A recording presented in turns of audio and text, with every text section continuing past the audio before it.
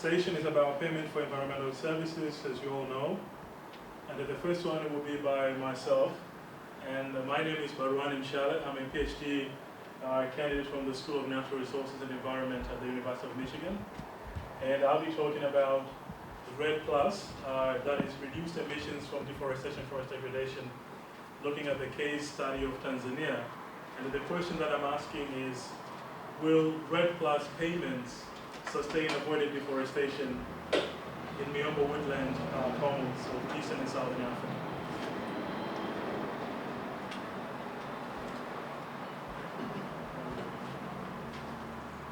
I kind of feel this is sort of disturbing the noise from outside. No? If it is, we shut the windows down. I think it's done. Trying to speak louder. Okay. So in my talk, I'll start first of all by giving a background on the REDD+ and the situation within the payment for environmental services and community-based forest management, because it is implemented using community-based forest management approaches in Eastern and Southern Africa. I will tell you what my intentions are for this talk. It's a work in progress. It's one of the core chapters of my dissertation. So it's pretty much a rough draft of a dissertation chapter, and I would really appreciate your feedback on how I can improve it. Then I'll proceed on to the questions and methods that I have used, followed by explaining the Miombo woodlands and why do I ask the question whether REDD+ will work or not in the Miombo woodland commons, and then the findings and the conclusions that I'm making from this work. In terms of acknowledgement, I thank my advisors listed there, several collaborators, research funding from multiple sources, including the USSEE and NSF and others, and several research assistants following conduction of fieldwork over 3 years in Tanzania. I'm assuming that most of you have heard about REDD+. No. No? Okay. I'm a stranger here. All right, so REDD+ stands for Reduced Emissions from Deforestation and Forest Degradation. It is an international funding mechanism that emerged around 2009, but the negotiations for it started from early 2000s. And the argument behind REDD+ is that if you pay forest owners, forest users, and forest managers in the tropics, then you will incentivize them to avoid deforestation. And in so doing, if it's so successful in all the tropical developing countries, then we will have avoided, we will have reduced emissions by 20%, because tropical deforestation and forest degradation accounts up to 20% of total global greenhouse gases, and hence contributing in climate change mitigation strategies. But there were disagreements that avoided deforestation has some economic and development negative effects to the developing countries, because avoided deforestation is associated with economic development of the pursuit of livelihood by the forest-dependent communities. So following negotiations in 2007 at the Bali conference in Indonesia, it was agreed that a 2-year REDD+ roadmap will be created, and then it will be piloted in several countries. And then beginning 2009, the Norwegian government, as one of the financiers of REDD+, funded piloting of REDD+ in 9 tropical developing countries, 3 from Latin America, 3 in Africa, and 3 in Southeast Asia. So my work is an evaluation of one of the pilot projects in Tanzania, because Tanzania is one of the countries where it's being tested. And that in some developing countries, REDD+ combines payment for environmental services and community-based forest management. That is, REDD+, this avoided deforestation, is implemented on communally managed forest land, whereas in some other places it's implemented on state-owned land, and in some other places on private-owned land. But in most countries in Eastern and Southern Africa, it's on communal land. So the REDD+ that I'm talking about is the one that is implemented on communal land, following community-based forest management arrangements. So when I say RED Plus combines PES and CBFM, is that PES provides a logic of how to organize the service providers dealing with the issues of what the service that is being provided for, who will pay for it, and who should be paid for doing what. And then combining with the CBFM, which organizes the service providers, that is the community, to render them legible for forestry governance and how to receive payments. So RED Plus, in general, is the world's largest experiment in payment for ecosystem services.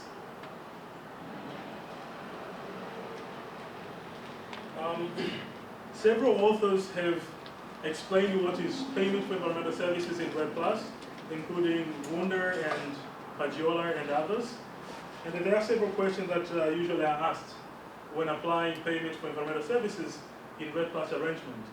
What is the environmental service to be paid for and how valuable is it?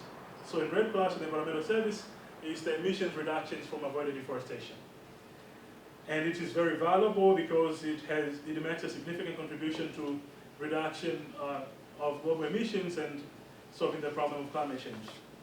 What threatens continued supply of the public good, that is the environmental service of emission reductions, is the continued deforestation and forest degradation for so many different reasons that I will explain shortly. Are there potential resource management actions to sustain the supply of the service? Yes. Forest users and forest managers could adopt alternative livelihoods away from the forest and use the incentives or the carbon payments to promote or to fund those alternative livelihoods. Then the other question is that, is there a credible market? Are there willing buyers and financiers for the service? And that's still a question, it's still a big question, and I'll explain more on that. And who are the service providers? I'll cover that as well. So my intentions in this talk, sort of like in my conclusions before I go into the detail of it, is that to convince you that payment for environmental services were not designed for large forestry commons, the like of Miombo woodlands of Eastern and Southern Africa, and I'll explain why. So in other words, that market approaches cannot work in large forestry commons given several features of large forest commons. But I also say that they can achieve some effect, some limited effect in avoiding deforestation if more attention is paid on how the payments are delivered and when the payments are delivered, rather than focusing too much on how much is needed to avoid deforestation. And I make four smaller arguments to support that, a bigger argument, and that is, when we aim to maximize carbon revenues, that implies restricting other revenue streams from forests. And then that increases the opportunity cost and other costs in controlling or in monitoring these other revenue streams.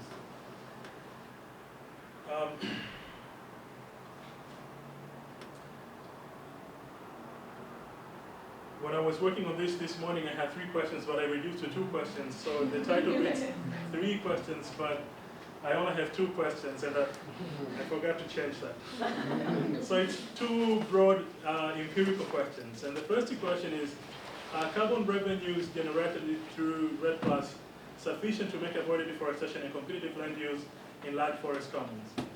And then the other question is, if they are not sufficient, should we then abandon avoided deforestation, or are there ways of making these small payments effective in avoiding deforestation in the context that I'm talking about?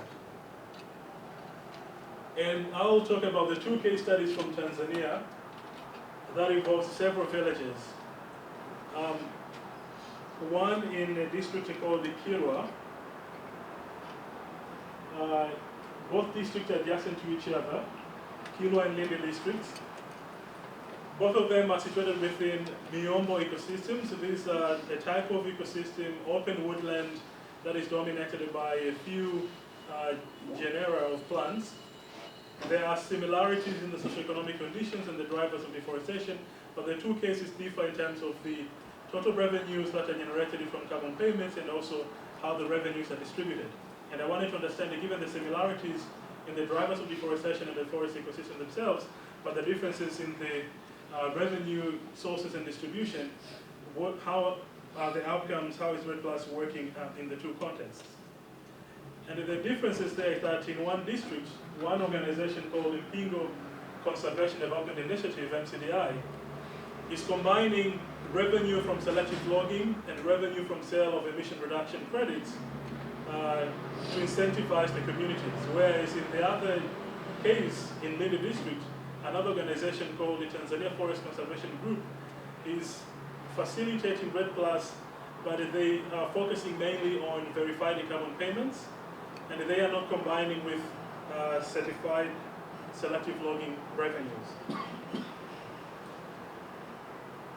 I use thematical methods. Broadly, I would say forest assessment to understand how much carbon there is and whether there has been a change in the forestry cover, and estimating changes in carbon stocks to quantify emission reduction that they have attained so far. Assessment of forestry change over time by analyzing remotely sensed images to see whether the forest has actually changed or not.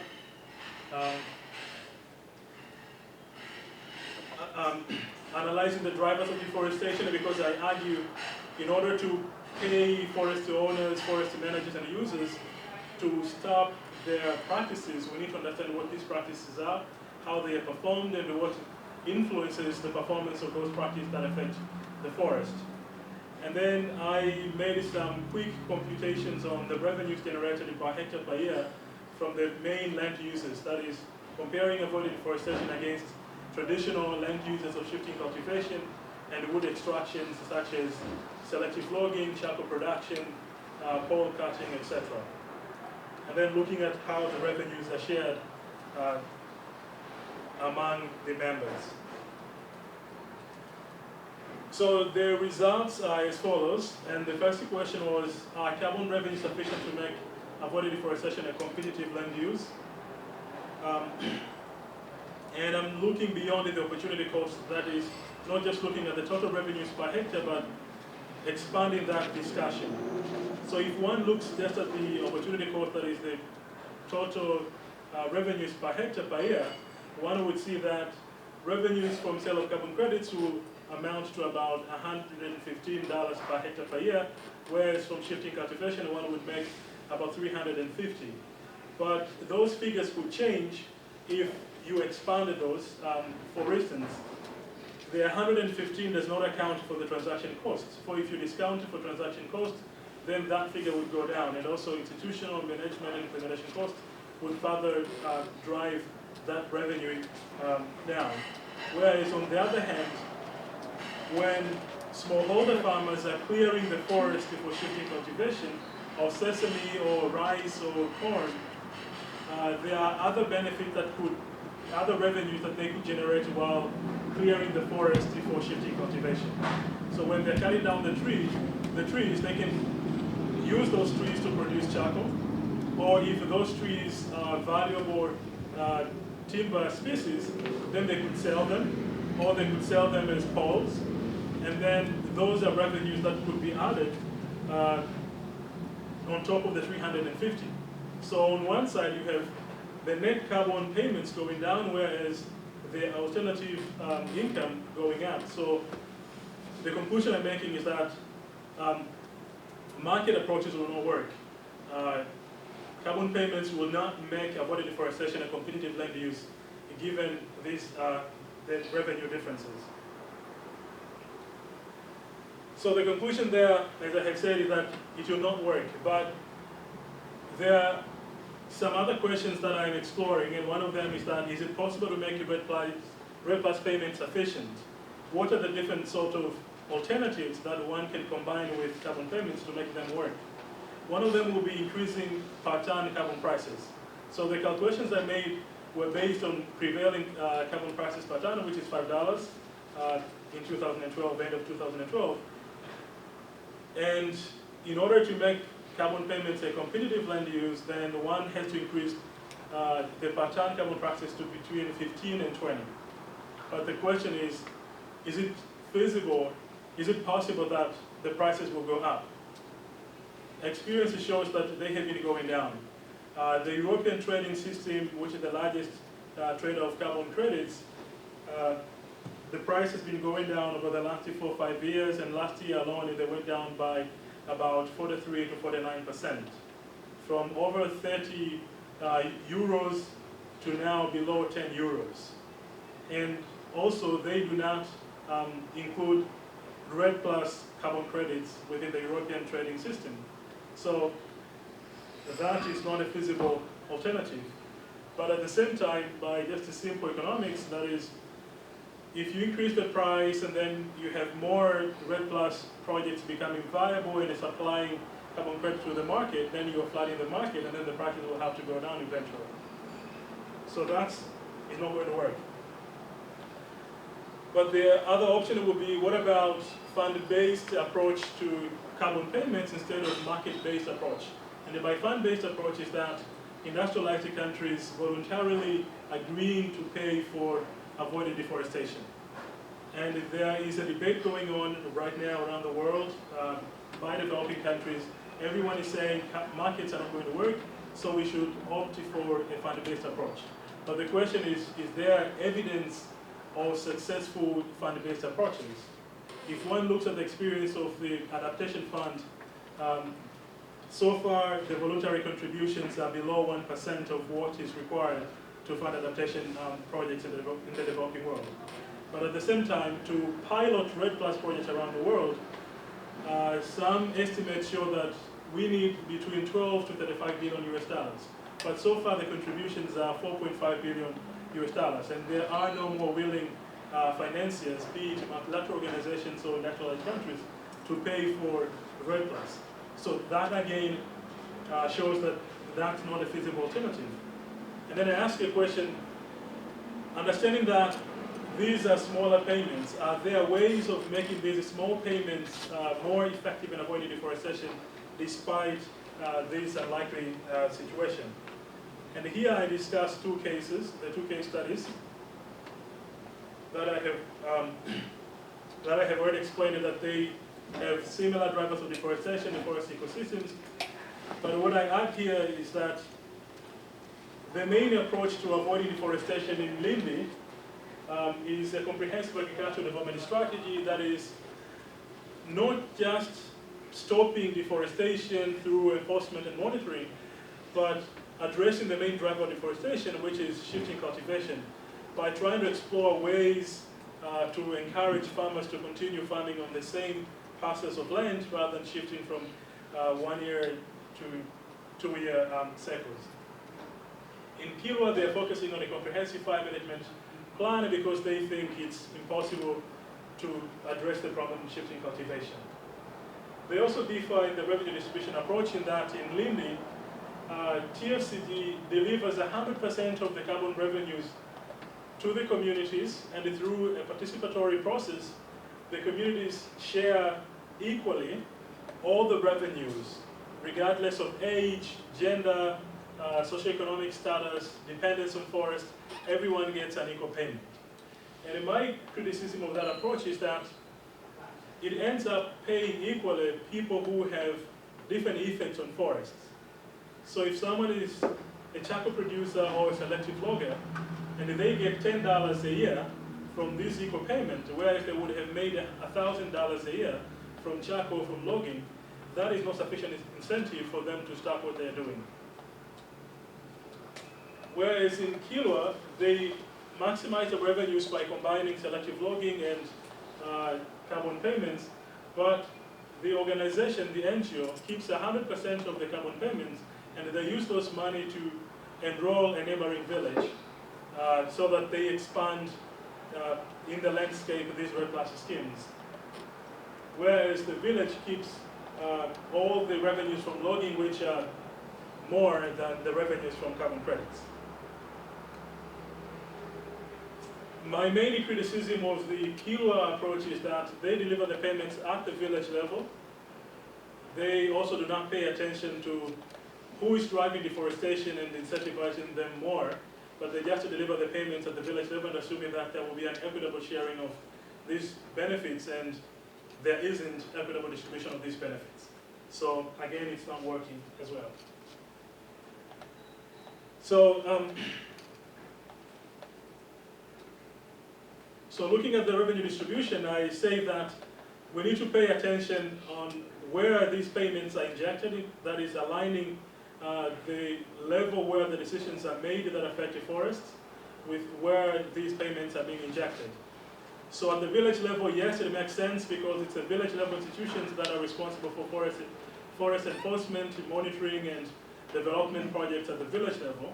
But at the same time, incentives need to reach the individual and household level to encourage adoption of alternative livelihood strategies. For a combination of the two case studies would be ideal, but it has not been tested yet. I also say we need to pay attention on when to deliver payments in relation to seasonality of cultural ecological practices, despite the fact that these payments are very small. And here, I look at the annual cycle of shifting cultivation, in that people usually clear the forest around October, November, and they would harvest their crops around May, June, July. But usually what they harvest is insufficient to last until the next farming season. So usually they run out of food during the months of January and February, when the crops are in the fields and they're just germinating, and it's the time when they have to be spending a lot of time weeding to increase yield. But when they don't have enough food in the house, they go and they cut down trees to sell poles, to sell charcoal, and not tending their farms. So agricultural productivity goes down. So if these organizations could deliver the payments around February and March, that would have prevented people from going into the forest to clear, to cut down the trees for charcoal and logging purposes. Instead, they would have tended their farms, increased the yield, and then maybe the food would last them a little bit longer. And then over time, they would have enough food to last the entire season, and they continue farming on the same parcels rather than shifting from year to year.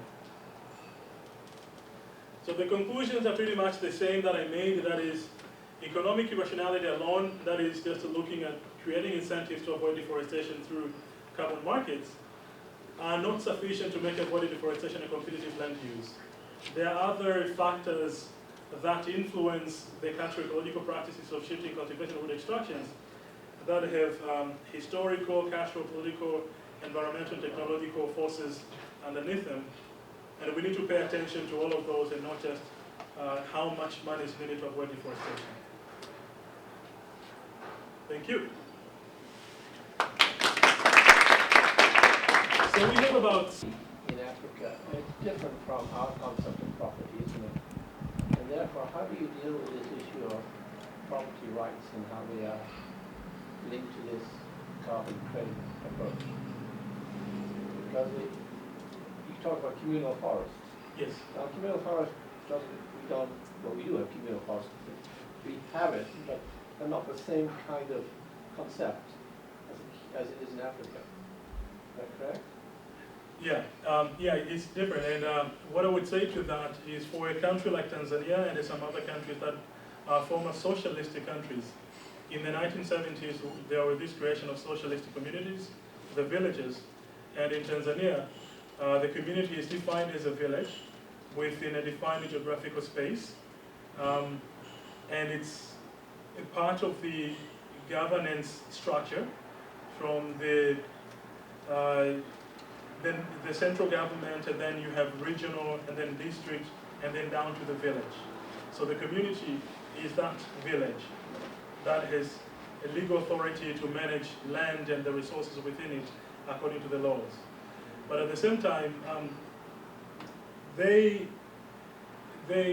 all land is owned by the state, and village land is managed by village councils. So what has been decentralized in terms of ownership is just owning the revenues that are generated from these initiatives, but not owning land and the forests themselves. So the proper arrangement there is, it's communal forest, yes, but what has been decentralized is the management aspect and not ownership of the land itself. And there's a lot of debate about that, and that it's insecure. Because if a government discovers mines or gas or petrol, then they are going to revoke the rights that they have given to the communities, and they put that land into an alternative use. So it's an insecure system. Yes, please. Could that system also facilitate, although it's not cost competitive at the moment, but facilitate people moving into villages to get some of that revenue benefit as being a community member? Just to say with fisheries, people move into fisheries areas because you have a common resource. You don't have secure land tenure, private ownership. Could it potentially draw people to move to areas? I haven't seen that.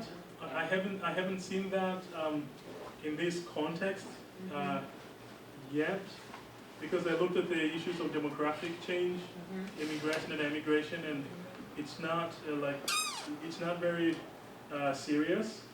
The situation from one village to the next are pretty much the same, and also the way it is right now, there is no incentive to move into a project village, but there is more incentive to move into a village that is not involved in REDD+, because in that village you have weak institutions for forest governance. If you want to clear the forest, the chances of being caught and penalized are lower compared to if you are in a project in a project village. But we haven't seen any movement so far. Okay, go ahead.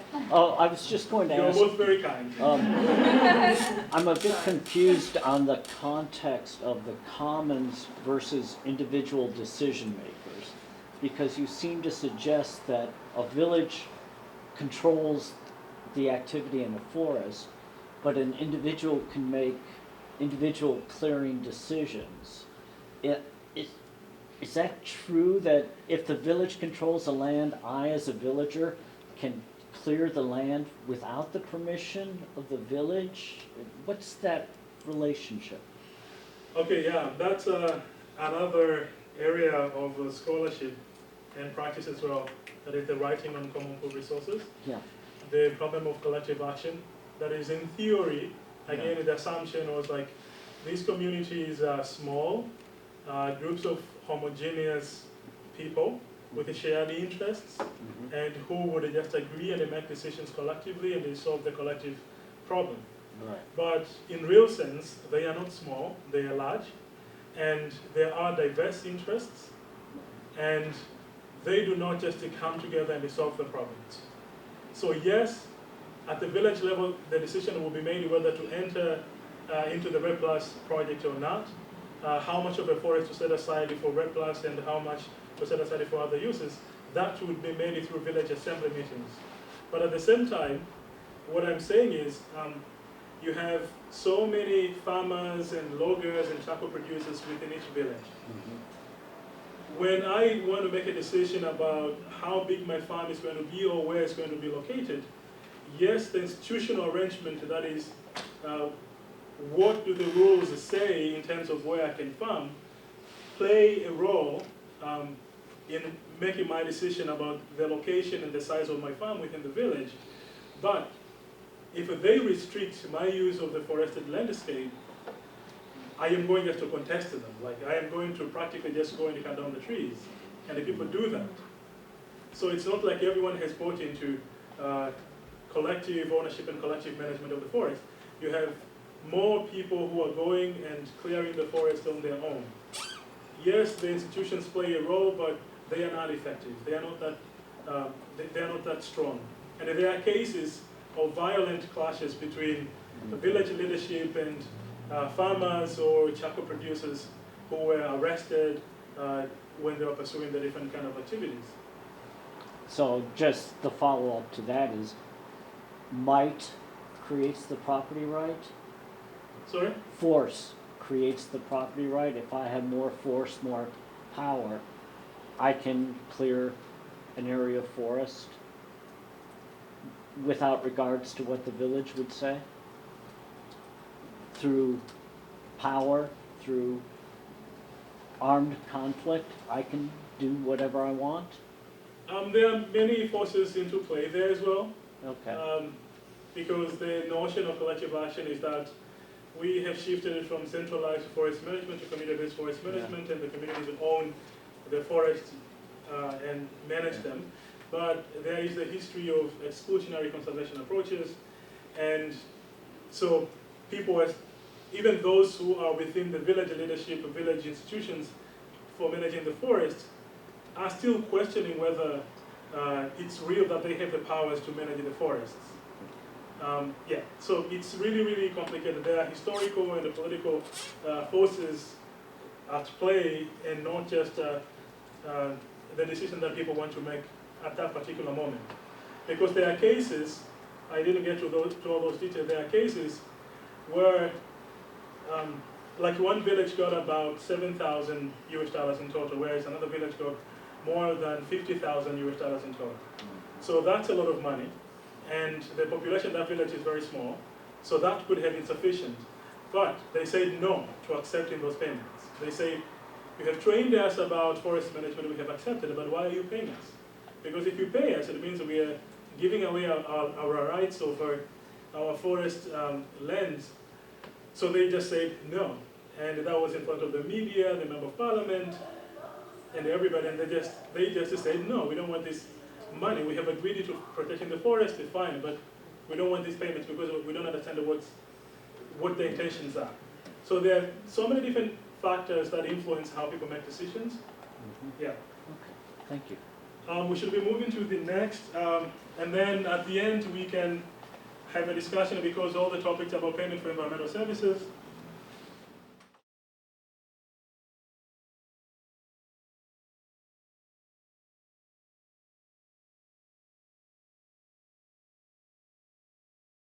Hello, my name is Claas Meyer. I'm from Germany, from the Leibniz Center for Agricultural Landscape Research, and I'm talking about cross-compliance. And I'm asking the question if it's payment for ecosystem services. It's more like a theoretical idea I want to present you, and I looked at Germany, and then I compared it a little bit to the US. It's also part of my PhD, and it's currently under review, a paper on this idea. But I would be happy for any comments, especially on the US part, because I think I have to elaborate more on the US part. So, ecosystem services are defined as benefits people obtain from ecosystems, and we are all dependent on the supply, and the state has different ways to provide and secure the supply, regulatory, economic, and by information, for example. And one of these economic instruments could be PES, and for this research we defined PES really broad and took all the instruments into account which change natural resource management's behavior by provision of economic incentives. So we also took into account instruments which change the behavior in terms of internalizing external effects. For PES, it's all the property rights are always really important. So if certain management techniques or non-management is required, and the rights for this management of the resources is with the individual, the state actually has to pay the individual. And if the rights are with the state, regulatively, the individual has to do something. And so it's, if you can call something payments for ecosystem services or payments for public goods, it's dependent on if an individual is doing something additionally to what it has to do regarding the regulatory requirements. And taking this into account, we analyzed and discussed cross-compliance as an example.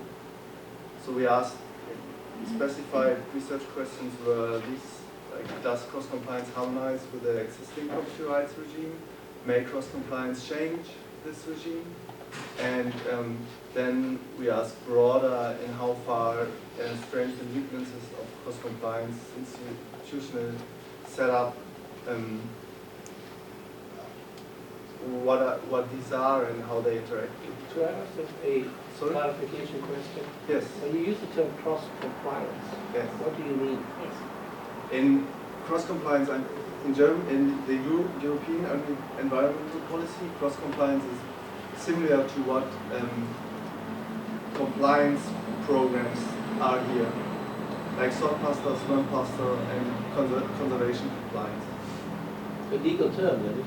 And what does the cross part mean? Yeah, I don't know. The cross part. What does it add by saying cross? Okay. It's an agro-environmental instrument, and so if the farmers claim direct payments or market support payments, and they have to fulfill certain requirements, environmental requirements, and there's conditionality. So if they don't fulfill the requirements, the payments will be reduced. And this, in a way, exists in the European agricultural policy, the common agricultural policy, and also exists in the US for the market support payments. And we looked at this topic especially because in the new common agricultural policy, in the EU one, they want to increase this area. So there's a greening of the first pillar. It's a direct payment fund of the EU for the farmers. And the greening implies that there's a conditionality with more environmental requirements. So that's the reason why we looked at that. So there are different requirements. The cross-compliance in Europe, it's a bundle of requirements, and it includes to comply with EU directives, as well as other things like keeping the land in good agricultural and ecological conditions, for example. In the US, there are 3 programs, 2 programs on erosive farmland called Sodbuster and Compliance.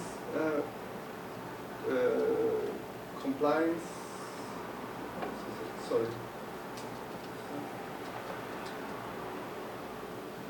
Yeah, the conservation reserve. Conservation compliance, right? So, no, not the reserve programs. It's, these are voluntary, but this is duty program.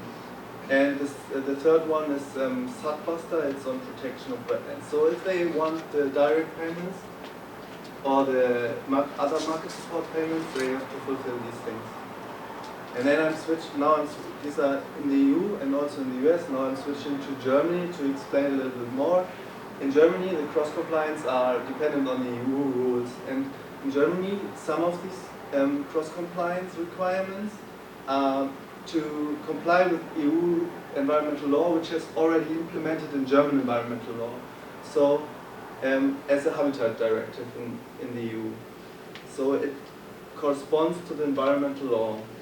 Other requirements of this cross-compliance bundle is above environmental law. It's a more, so like extensivation of arable farming.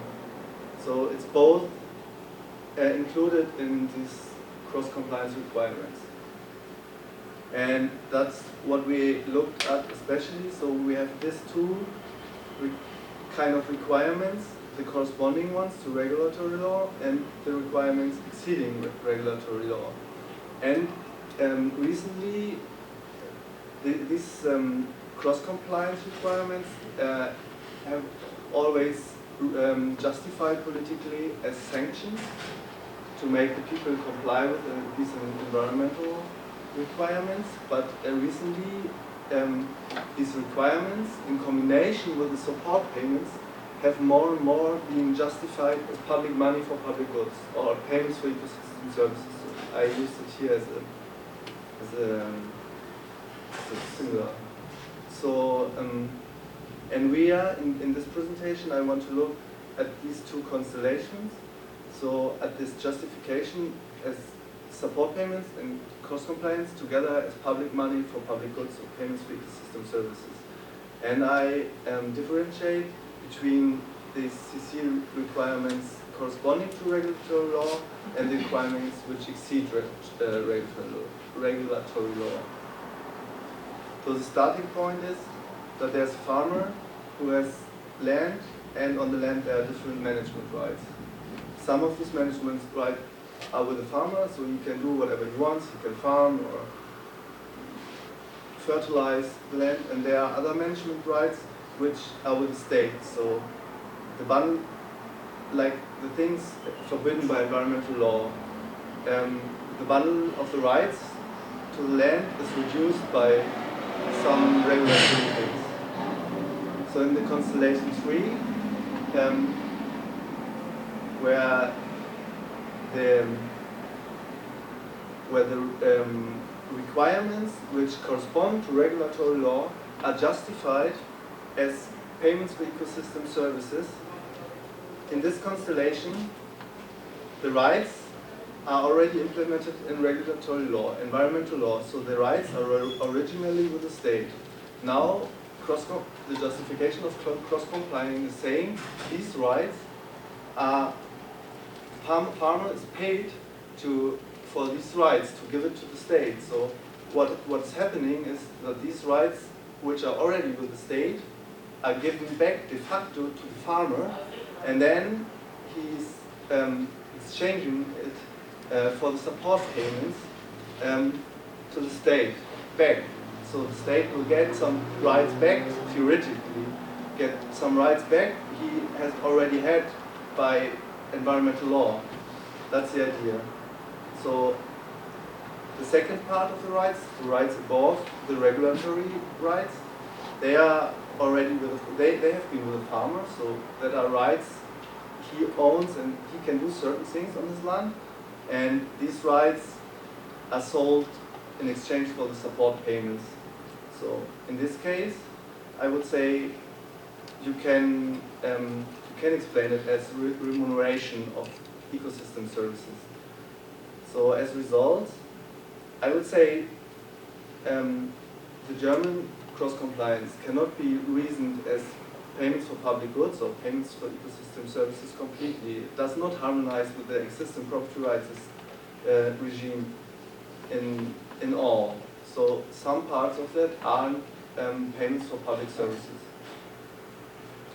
The shift, if you label it as payments for ecosystem services, there could be a shift because farmers think that they de facto get these rights again and can sell it, and that could lead to other problems. These requirements, which are above the borderline of legal requirements, they, from my opinion, can be named as payments for ecosystem services, because the farmer is doing something he would not have to do if he wouldn't get direct payments. The problem of these is that the payments are not targeted to the ES provision. The payments are calculated in a different way. It's only a byproduct, these ES provision the farmers have to do. And from this, there are further aspects we have to take into account. So if there's a democratically legitimized burden sharing cost by cost principle, like some rights are given to the state, and then you change that by such environmental instruments, you will challenge the given burden sharing, I would say, in a way.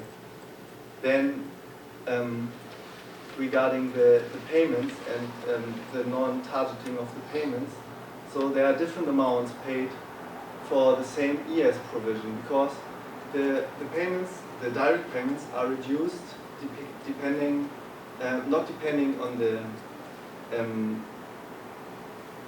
they are not reduced depending on which ecosystems are not provided or which techniques are not used, but they are dependent on how much direct payments the farmers get. And if they get more direct, and it's a percentage of the direct payments which is reduced if there's non-compliance. So for the same non-compliance, the farmer with more direct payments will lose more payments than a farmer with less direct payments. So the ecosystem service provision is valued differently. And another problem is that the relation, so the environmental effects of the payments depend on the relation of the government payments and the environmental problems. If the direct payments go mainly to areas where there are these environmental payments, the effects will not be as big as there would be a targeting to the environmental payments. And the last point is that there's only an effect if the farmer applies for the payments. If he does not apply for the for the direct payments, there's no environmental effect at the end. And if the programs are not available because of economic issues of the state, there will be also no environmental effect. So in the discussion we confront that with the advantages of the cross-compliance idea a little bit. So there is an advantage because it's a wide reach. A lot of farmers are dependent on direct payments. So you, with this, if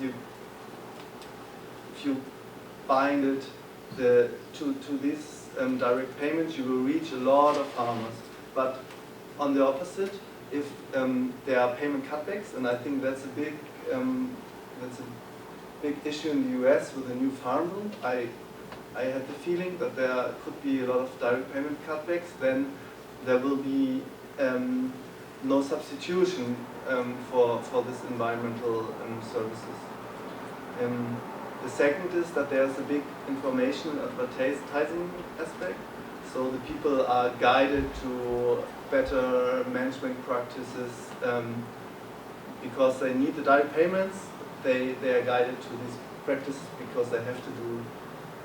On the other hand, there's a problem that it could be that the people, they always will demand the payment for the services afterwards, and it will be hard to bring some of these rules into regulation, environmental regulation, because the people are used to get the payments for it.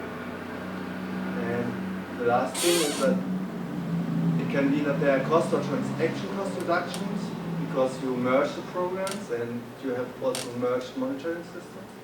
But on the other hand, the environmental protection is dependent on the economic situation, what I said before. So what we suggest is that cross-compliance could be really useful to introduce such rules or programs. But what is really important is that there's a strategic planning, what has not been so far, to safeguard what the ES which are produced with it afterwards. In cases of different economic situations or in other cases where the farmers don't get in this direct payment or support payment programs. That was it. Thank you so far.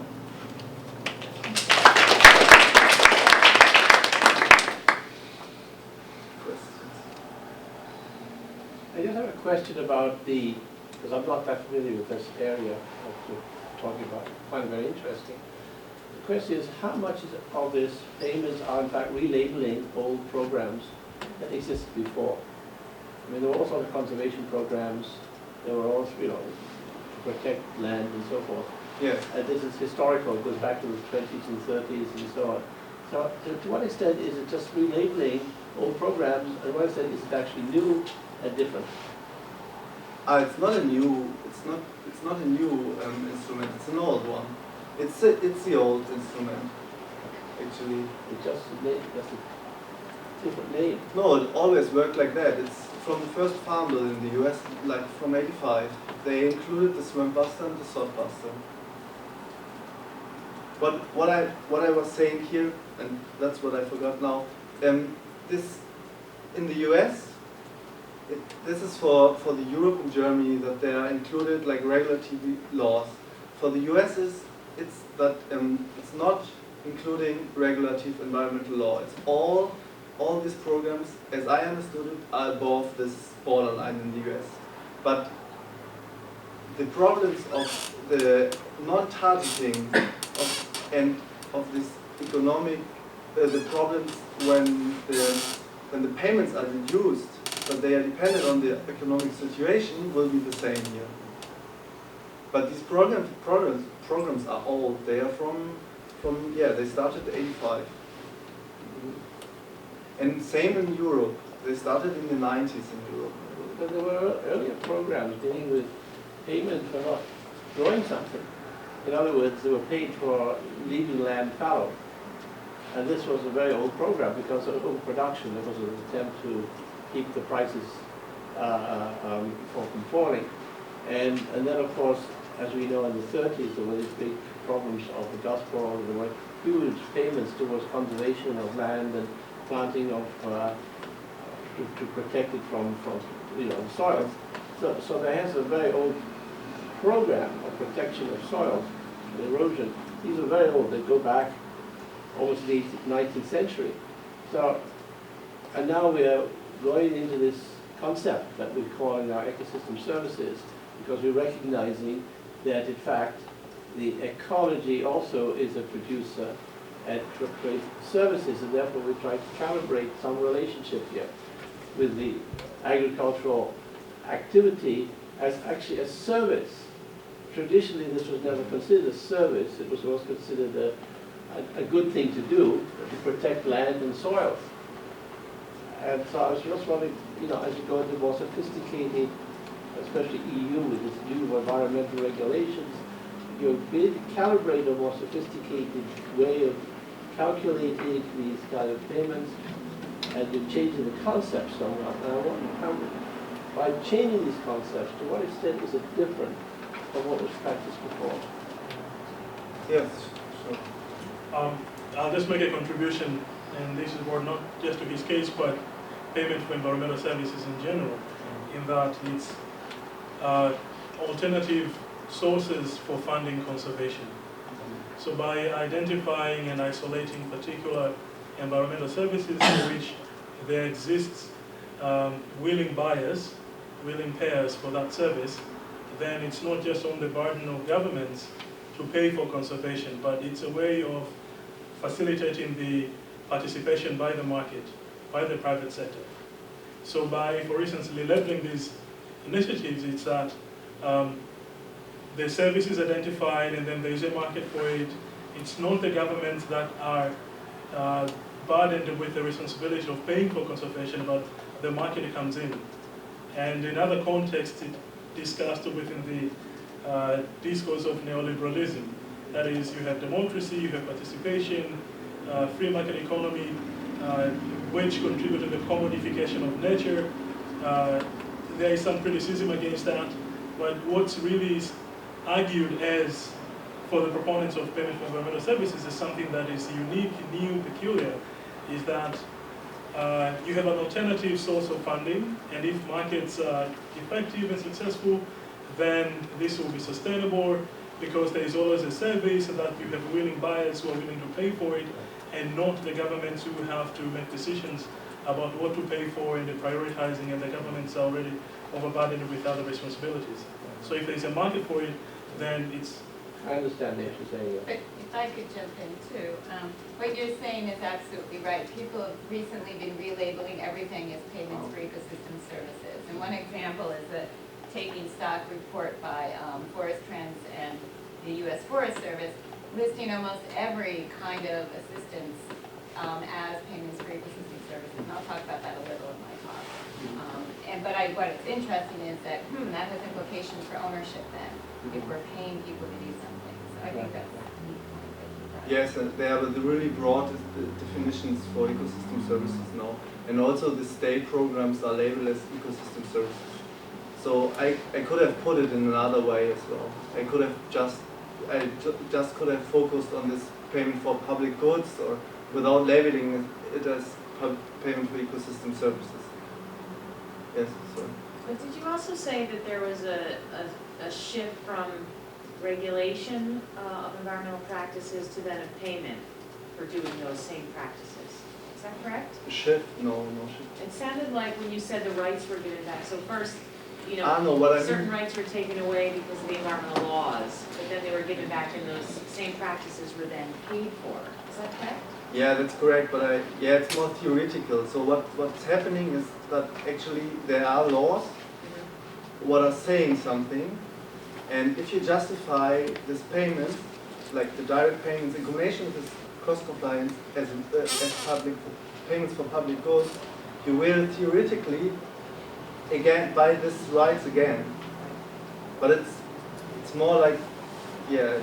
I was thinking about the, in terms of whether it's public funds or private funds, if we're moving from regulated practices to then payment for practices where it's ultimately costing more. And before it was just. Yes, yeah, so yeah, that it should be included in cross-compliance The actually. efficiency isn't there in that case. Yes.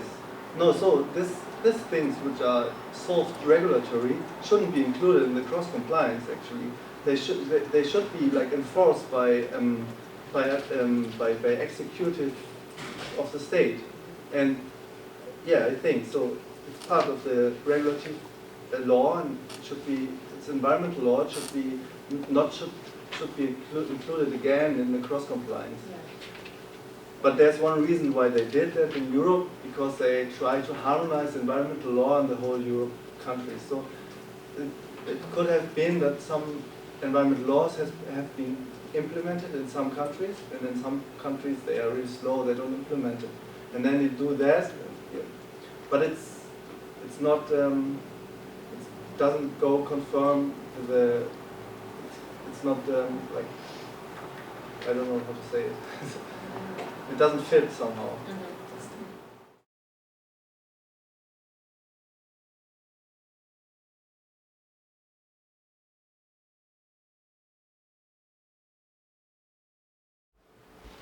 Okay, I'm Cecilia Danks. I'm from here, from the University of Vermont, and I'll be talking about a case mostly about the United States. And so welcome to Vermont for any of you who are from somewhere else. I'm part of the Rubenstein School, but also a small research group, Forest, Carbon, and Communities research group that Jean is a member of too, someone in the audience. I'll be reporting on some work that was funded largely with another group that I've been working with, funded by the Natural Resource Conservation Service. Sorry, I messed them up there. It's a conservation innovation grant, but also some money from the Northeastern States Research Initiative for work on conservation business. The neat thing about these conservation implementation grants is they're not research grants. They're really about experimenting and testing an idea. So what we were trying to test was, can forest carbon help conserve and restore degraded forests in our area? And it was a multifaceted 3-year project, and our test site was a 1,000-acre parcel that was privately owned. And there were 3 components. We actually modeled all the forest carbon for 2 different carbon protocols, and included all of those upfront costs. She said typically aren't included when you look at revenues, and had a discount rate and all the long-term monitoring costs to figure out the potential carbon revenues. Explored local market potential because of that's one of our interests, rather than selling it in a global context. And then my piece was, because I'm not the carbon modeler, was to examine conflicts and compatibility with current government programs, because they're currently really important for doing both these things for forests in the United States, restoring them and degrading them. And we wanted to make sure that what we were doing was stackable with existing resources. So it led us down the path of exploring stackability. It's part of a broader program of research where our group and a few others, the Carbon Dynamics Lab here, Conservation Collaboratives, have been looking at carbon markets as an emerging example of payments for ecosystem services that has an independent market platform. And we're really concerned about the effectiveness, equity, and issues of scale and perhaps localness so that we can inform policy implementation. So this is one of our projects. What we mean by stacking payments for ecosystem services is just combining payments from different markets for actions taken in a single piece of land, or coast, or sea, and as you can imagine, this is controversial.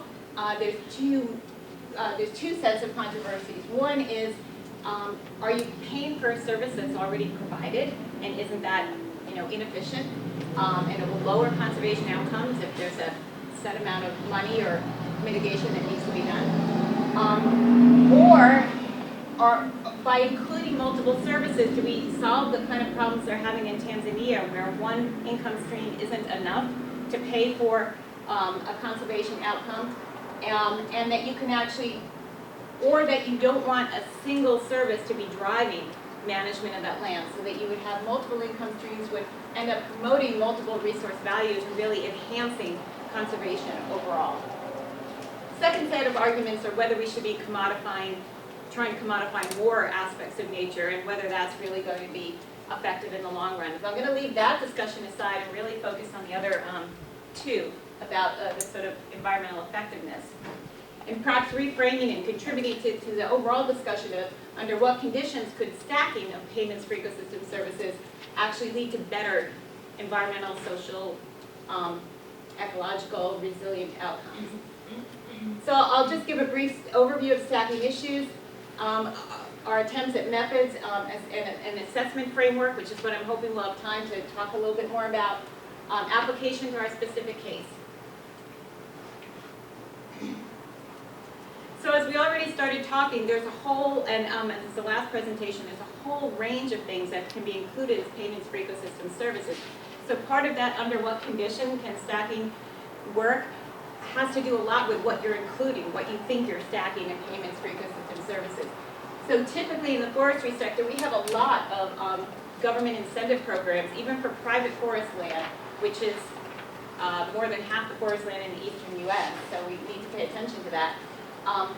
Direct payments and cost share for implementing certain things like tree planting, riparian planting, soil erosion.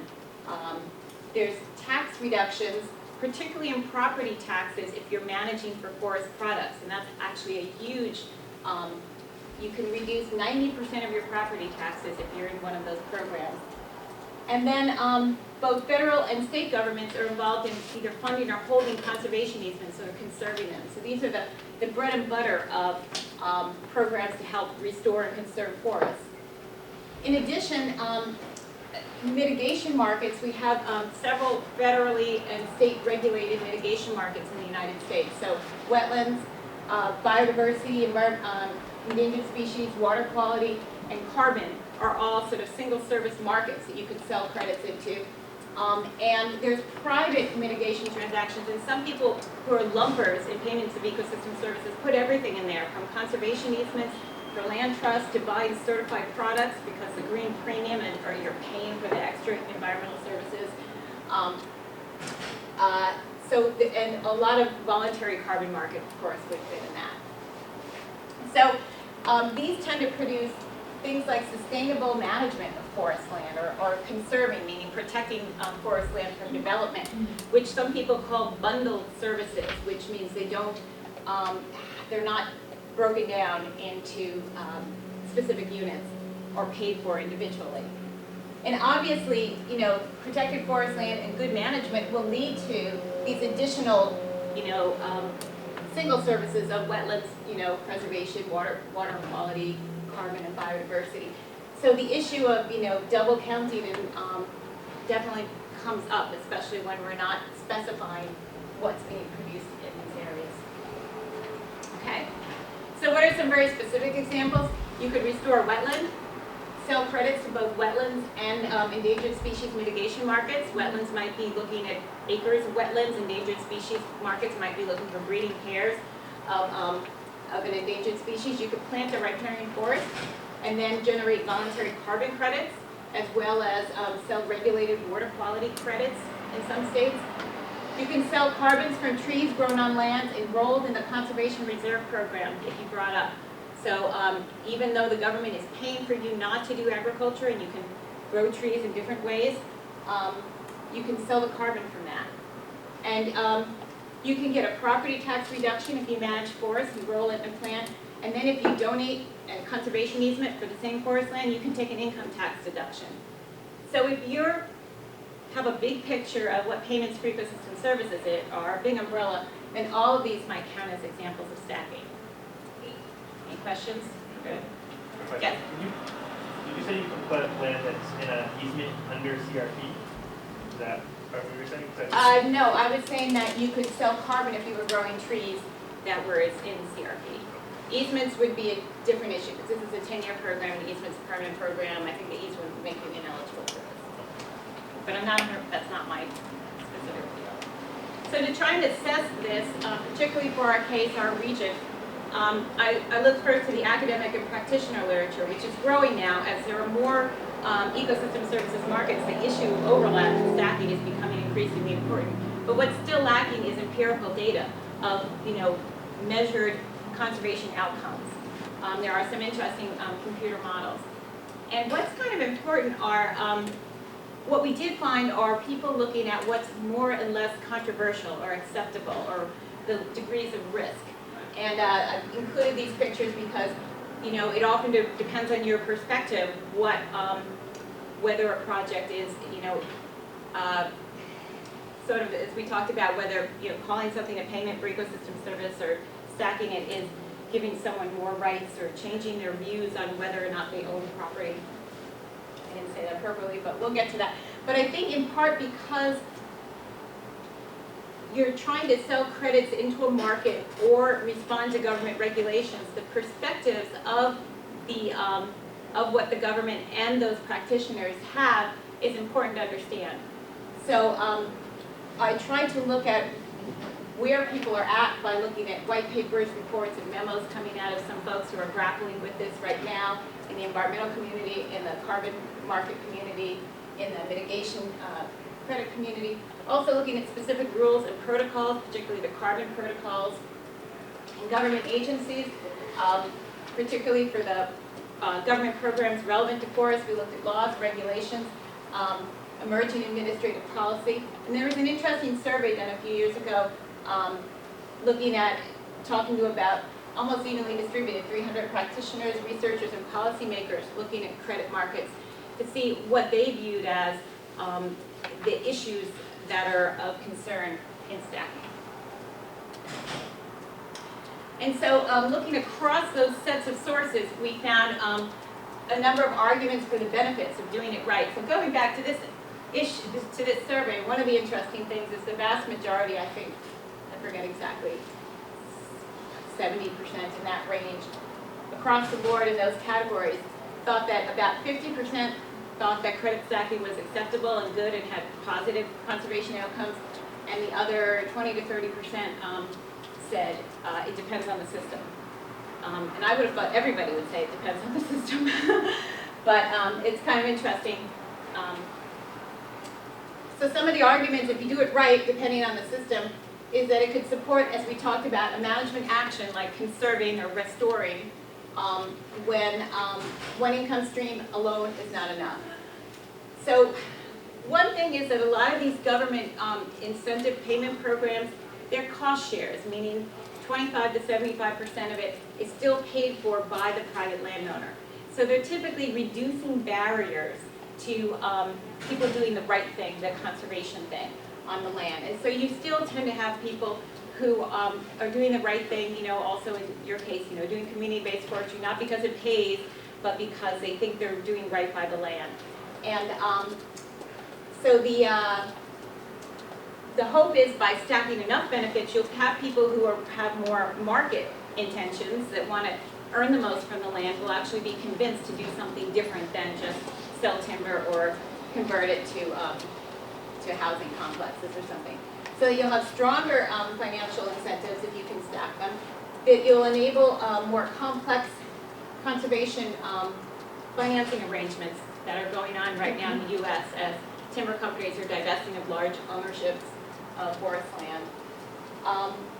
That multiple markets or different revenue streams will be more resilient, so it may work better for a private landowner if they're if carbon's bad one time, well maybe the wetlands credits are better for them. But mostly perhaps it promotes multiple management objectives. So if you're going just for carbon, you could you don't need to maximize carbon production in forests. If you're going for carbon credits, you just get credit for the carbon that you produce. So you could do that under different management scenarios. If they were also getting credits for wildlife habitat, then they might not just grow fast-growing plantations, they might be growing wildlife old growth. The big risks are overpayment. Are we wasting conservation dollars by giving it all to the same ownership? Underachievement of goals. Are we not achieving the conservation goals that we had set out because we're concentrating on one area? And the most concerning is that when it's mitigation, when it's compliance mitigation, destructive behavior is permitted, but you're not mitigating additional acres if it's already been protected. So there may be negative environmental outcomes. Interestingly, the U.S. government programs take different perspectives on this. And so in general, the USDA, who likes to support private owners, support farmers, encourages market participation, has whole websites, branches of the USDA devoted to promoting ecosystem services on private lands. And they put into the federal regulations that, for instance, for the Conservation Reserve Program, the sale of water, carbon, and other environmental credits is one of the permitted uses. And in the NRCS, that has an environmental quality incentive program, the EQIP, that many forest owners use, they specifically, in their rules, recognize that the actions undertaken with this funding will create additional benefits and credits, and that, that the USDA asserts no direct or indirect interest in these credits. So they're thereby freeing the owner to sell those credits. Whereas EPA, Army Corps of Engineers, they basically prohibit credit stacking for anything they regulate. And that's because this is a regulatory group, a branch of the government, and this is one that's reaching out to landowners in a voluntary sense. So if we look at the different practices that were identified and how controversial they seem, under more controversial would be anything compliance-based mitigation, again, because you would be committing destructive activities. And a lot of people had concerns over resale of credits. So you're commodifying them. These credits are sold and resold and are now separated from the land. They would prefer they be retired right away. Less controversial is anything that has to do with voluntary mitigation. It's basically, by some people, considered just a donation. It's not really mitigation, that you're donating to have an activity done. Government cost share programs and a whole suite of incentive programs. People have been less concerned about, and where they can clearly show additionality in the rules is also less concerning. Completely unacceptable is when you're clearly double counting ecosystem service, but again, it's double counting the ecosystem service itself and not the management action that, like the conserving the land, the broader bundle, that would be considered unacceptable. And non-controversial meaning is horizontal stacking, meaning the same parcel of land has riparian over here and forest carbon over there or something. They're not overlapping the exact same spot. And nobody's been talking about these property tax breaks. So I stuck it in non-controversial only because people haven't really discussed it. So we were trying to do something really simple.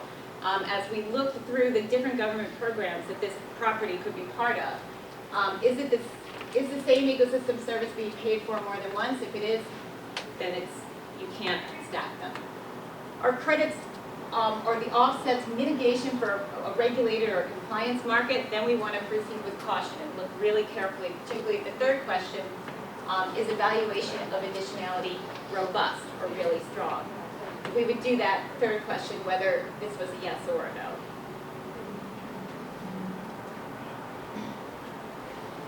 A little bit more on the property. It was heavily harvested, high-graded really. This is a sort of panoramic view from one of the old logging landings. It's privately owned now. It was purchased by a group of conservation-minded owners who wanted to do the right thing, and they were interested in multiple use. They do recreation, they do mountain bike activities out there, they want to grow timber, they want to, they have certain wildlife areas they're working on.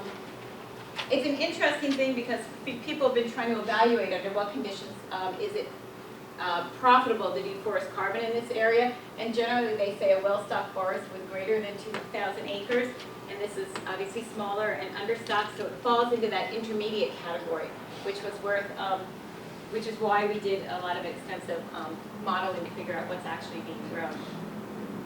The programs they're participating in are two of the most common cost share programs. The owners are already participating in the Wildlife Habitat Incentive Program called WIP, the Environmental Quality Incentive Program called EQIP, which does a lot of soil erosion. They're both run by the former Soil Conservation Service, the Natural Resource Conservation Service in the U.S. They're also in the state of Vermont's what's called a Use Value Appraisal Program, which is a reduced property tax rate. So they pay, like I said, about 10% of the property taxes they would have had to pay if the land was developed or if it wasn't enrolled in that program. And when it says managed forest land, it's one of the rules that you're required to do timber harvest at some point in this program because they want to support the forest economy here. They also wanted to explore the idea of getting a conservation easement on the land, maybe even public money from the Federal Forest Legacy Program. So we've been looking into all of these programs to see, well, how compatible are they with carbon? I'm not going to do all the findings and recommendations, and like I said, I only worked on one portion of the program, but our report is coming out soon, which will have more details on that. But one thing we found is that using that set of questions and the sub-questions that follow, basically all those programs were more or less compatible with carbon market participation in those two, in the ACR and the CAR protocol. CAR is the Climate Action Registry, started in California, and ACR, I think, is the American Carbon Registry.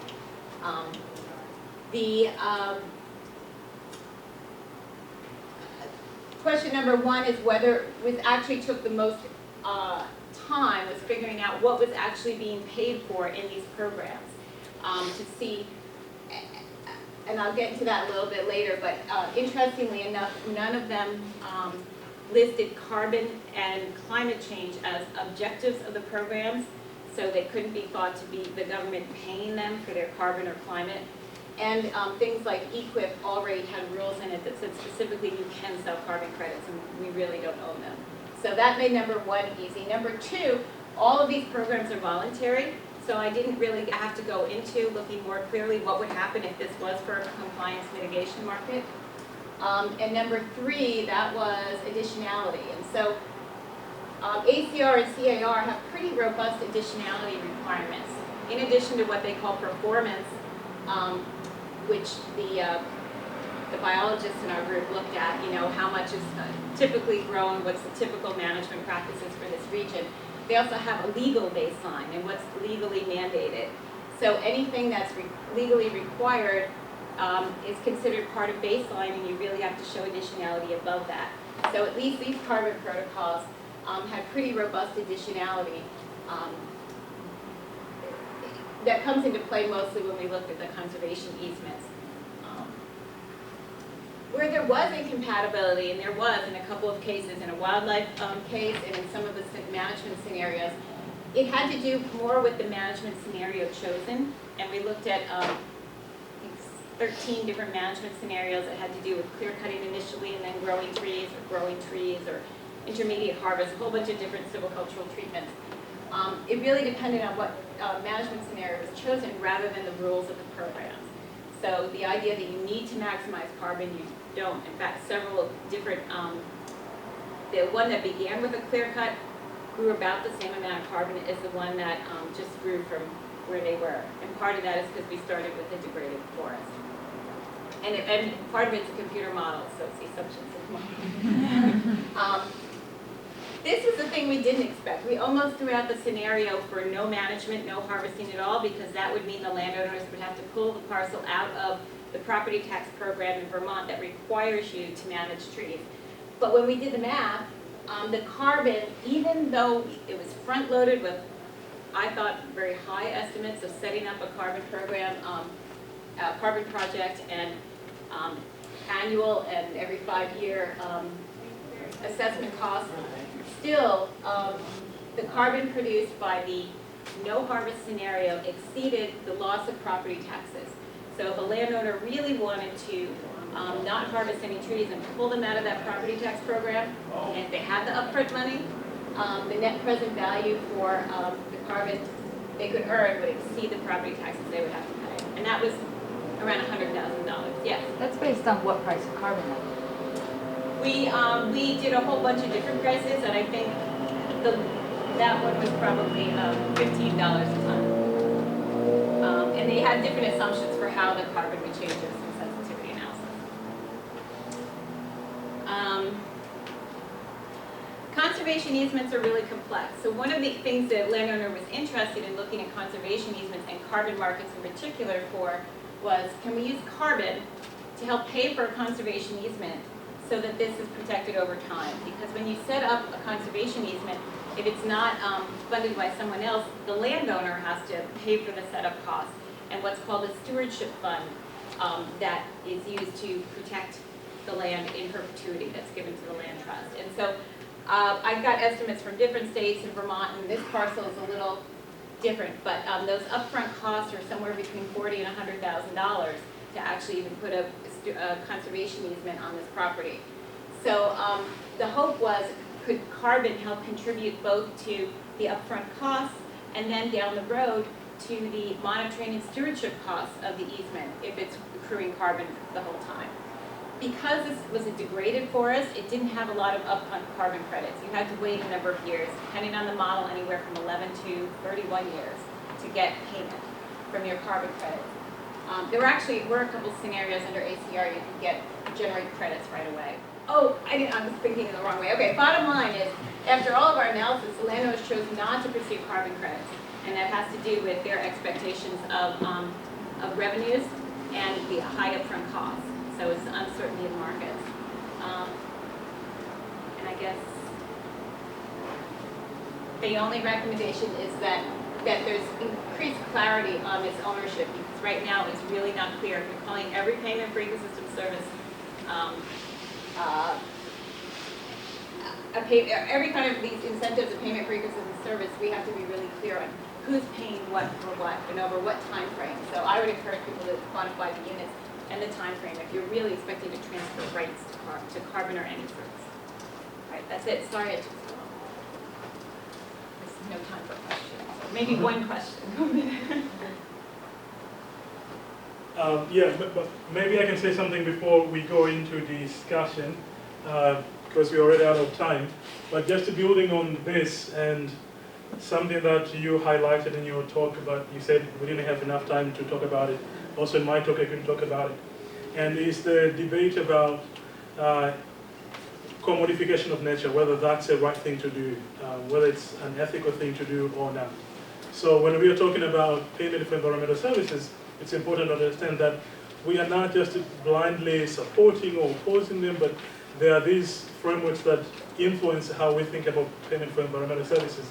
And one of them is whether commodification of nature is a good thing or not a good thing to do.